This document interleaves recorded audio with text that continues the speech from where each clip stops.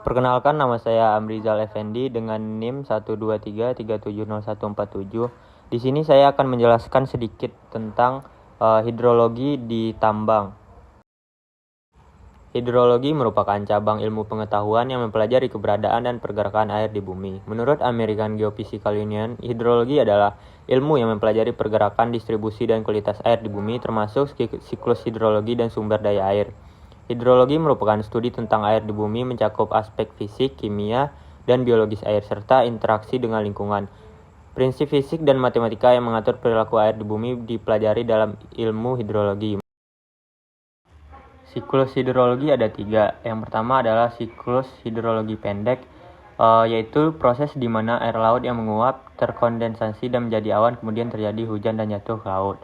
Yang kedua adalah siklus hidrologi sedang, yaitu proses di mana air laut yang menguap, terkondensasi, dan dibawa oleh angin membentuk awan di atas daratan, kemudian jatuh sebagai hujan, lalu sebagian meresap ke dalam tanah, sebagian juga mengalir di permukaan tanah menuju sungai, dan mengalir ke laut. Yang ketiga adalah siklus hidrologi panjang, yaitu proses di mana air laut menguap menjadi gas, kemudian menjadi proses sublimasi membentuk kristal-kristal es yang terbawa angin ke daratan atau pegunungan yang tinggi dan jatuh menjadi hujan es atau salju, lalu membentuk glacier masuk ke sungai dan menuju laut. Tipe-tipe hujan. Yang pertama adalah hujan konvektif. Daerah tropis pada musim kemarau, udara yang berada di dekat permukaan tanah mengalami pemanasan yang intensif. Pemanasan tersebut menyebabkan rapat massa ulang berkurang, udara basah naik ke atas dan mengalami pendinginan sehingga terjadi kondensasi dan hujan. Hujan yang terjadi karena proses ini disebut hujan konvektif yang bersifat mempunyai intensitas tinggi dan durasi singkat.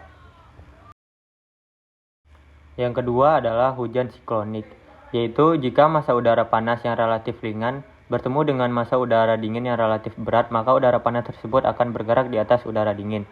Udara yang bergerak ke atas mengalami pendinginan, akan terjadi kondensasi sehingga membentuk awan dan hujan. Hujan yang terjadi disebut dengan hujan siklonik yang mempunyai sifat tidak terlalu lebat dan berlangsung dalam waktu yang lebih lama.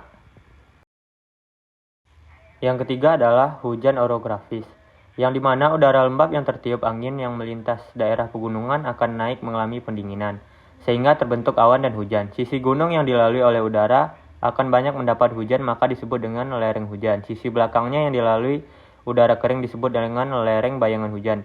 Daerah tersebut tidak permanen, dapat berubah tergantung musim atau arah angin. Hujan ini terjadi di daerah pegunungan atau hulu das, merupakan pemasok air tanah, danau, bendungan, dan sungai. Sekian penjelasan materi singkat tentang hidrologi di tambang.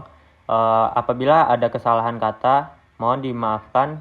Sekian dan terima kasih.